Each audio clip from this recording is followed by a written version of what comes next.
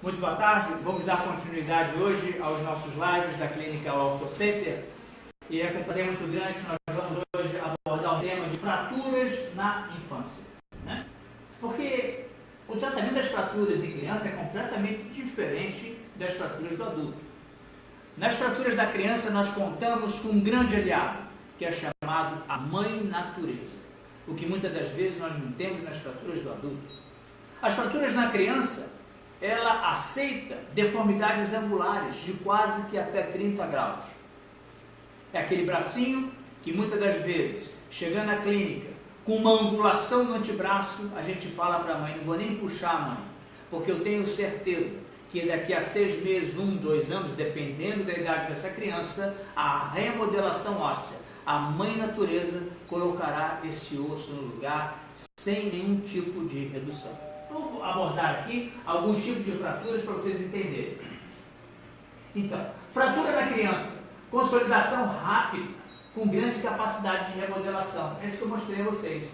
O osso, mesmo ele torto, depois de alguns meses ou anos, ele volta à sua situação original.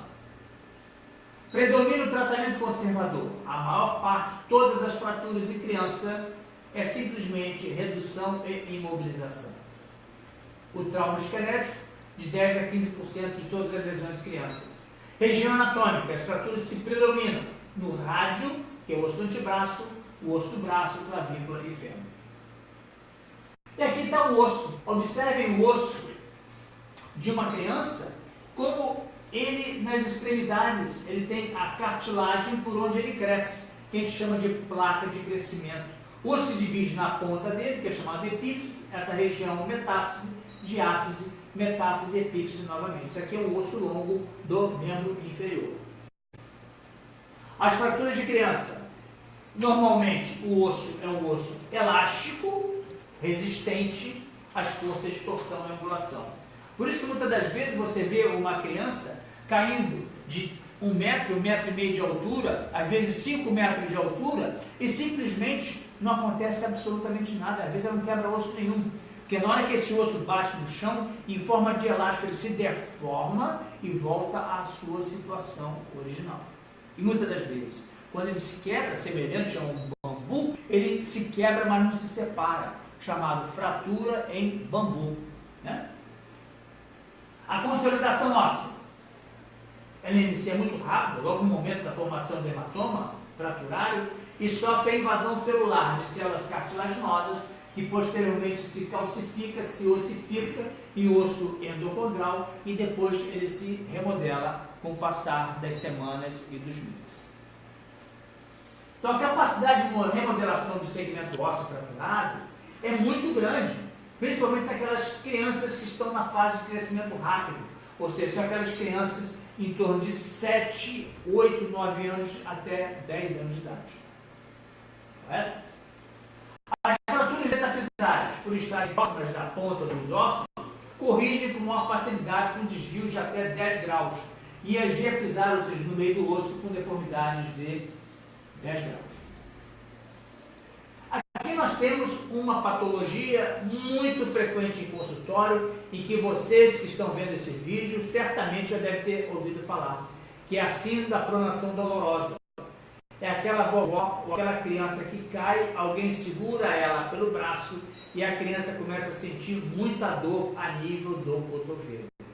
Nós reduzimos o cotovelo, uma manobra em consultório, chamada síndrome da pronação dolorosa, e a criança simplesmente para de chorar e volta toda a movimentação do cotovelo.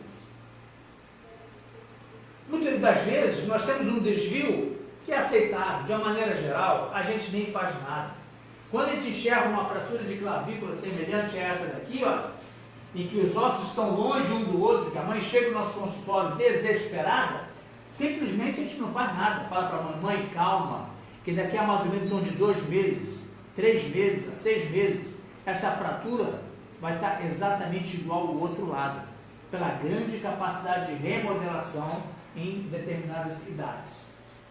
Então nós temos aqui um outro tipo de fratura que chama-se descolamento epifisário, que é quando o osso, na realidade, se separa na cartilagem de crescimento.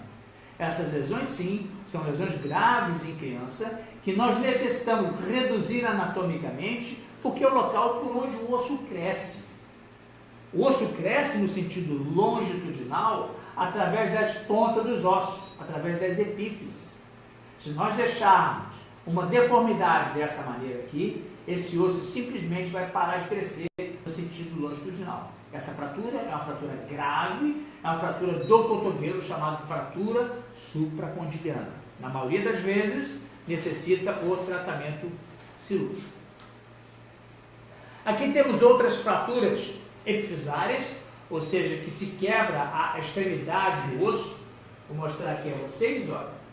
Nós temos uma epífise, que é uma cartilagem de crescimento em que o médico necessita colocar essa epífise em cima da metáfise e passar um fio para a sua estabilização.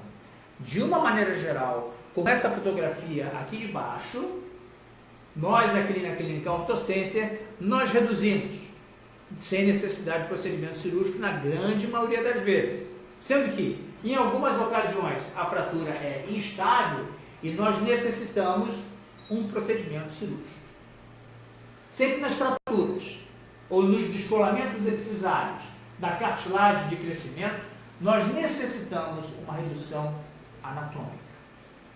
Criança tem a grande vantagem da remodelação, pelo fato de ser criança. Agora, o que o médico não pode atrapalhar é a natureza da remodelação. Na grande maioria das vezes, que a gente muitas das vezes enxerga, é uma indicação cirúrgica, quando nós poderíamos aguardar um pouco mais a natureza definir o que vai acontecer com aquele osso para se realizar o procedimento cirúrgico. Então, nas fraturas expostas, sem dúvida nenhuma, é uma fratura muito grave. É uma fratura que nós temos que intervir cirurgicamente, não para a reconstituição do osso, e sim na prevenção de processo infeccioso que a gente chama de osteomielite. Fratura exposta é um procedimento raro em criança, mas às vezes a gente consegue encontrar no nosso ambulatório. Não é aquele nosso dia a dia da fratura do punho, fratura do cotovelo, fratura da perna, fratura da clavícula. Mas, no momento em que esse osso tomou contato com a parte externa, nós obrigatoriamente devemos indicar a cirurgia para lavar essa ferida, limpar essa ferida e reduzir anatomicamente. Então, o tratamento conservador, sem dúvida nenhuma, é o sucesso das cirurgias, ou seja, dos tratamentos nas crianças, que basicamente é o repouso, o gelo e a imobilização. Utilizando muitas das vezes o gesso sintético, que você já deve ter visto, que é o gesso colorido. Com relação à evolução do gesso sintético ou gesso convencional, a evolução é exatamente a mesma coisa, não muda em absolutamente nada. O grande X da questão é o conforto para a criança. É um gesso, uma imobilização mais leve, é uma imobilização que, em algumas ocasiões, quando existe a queda de água, simplesmente o gesso não deforma, não é para colocar o braço dentro d'água, apenas ele é resistente à água. E o cirúrgico? Sempre quando indicarmos uma cirurgia, muita atenção. Lembre sempre da mãe natureza. Ela é capaz de muita coisa dentro da ortopedia.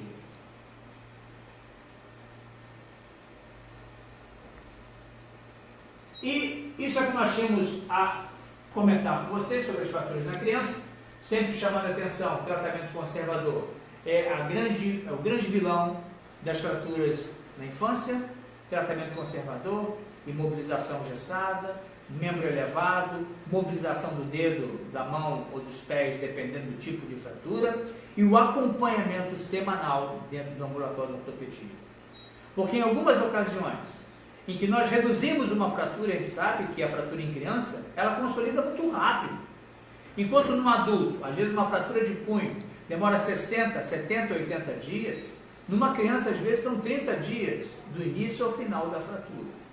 Então, por que nós pedimos o acompanhamento semanal? Porque às vezes nós reduzimos uma fratura da criança, se ele voltar depois de 30 dias, a fratura já está consolidada.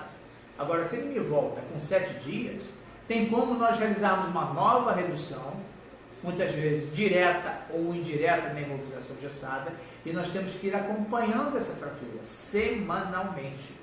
Sempre é importante aos pais ter a consciência de retornar ao ortopedista semanalmente para avaliarmos a evolução da fratura. Porque às vezes nós reduzimos uma fratura no dia 0, a fratura está alinhada e reduzida. No 7º dia, ele perde a redução. Nós necessitamos uma nova intervenção clínica para reduzir essa fratura novamente, ou uma intervenção cirúrgica para estabilizarmos essa fratura para que ela desvie novamente. Então isso é aquilo que eu tinha que comentar com vocês. No nosso próximo live será dor no ombro após os 50 anos de idade. Operar ou não operar. Qualquer dúvida, entre em contato com o Facebook ortocenter.com.br, que uma das nossas meninas que trabalham e até mesmo os médicos poderão esclarecer dúvida junto a vocês. Muito obrigado.